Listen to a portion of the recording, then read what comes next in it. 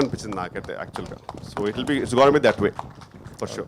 Sir Indraganti Mohan Krishna garu, ఎస్విసిలో మళ్ళీ మీద ఒక ప్రాజెక్టు ఉందనేసి తెలిసింది, అది ఎంతవరకు వచ్చింది సార్? అది ఇందాకేదో ఒక రీల్ చూసాం కదా, హ్యాపెనో అనేది.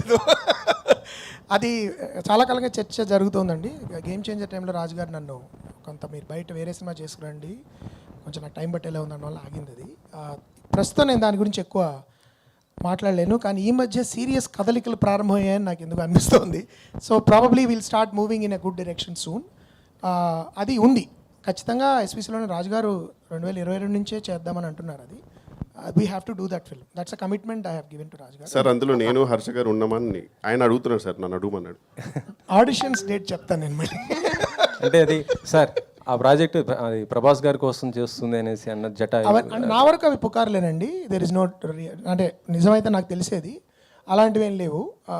At least they didn't come to me. అలా చాలా పుకార్లు were circulating for a while. So అవి కాదు.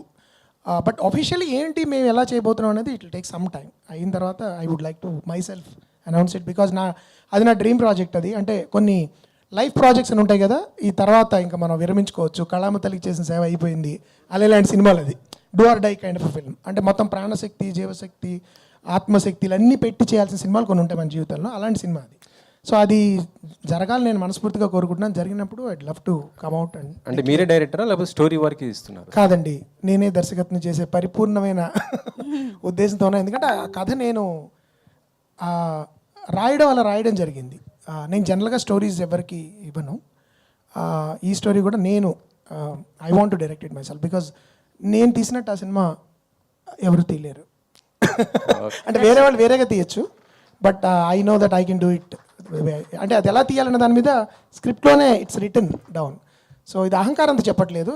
ఆ ప్యాషన్, నాకు ఆ స్క్రిప్ట్ పట్ల నాకున్న అనుబంధం అలాంటిది, అందుకని చెప్తాను. సార్ కృష్ణప్రసాద్ గారు, మొన్న ఆదిత్య 369 రిలీజ్ చేశారు.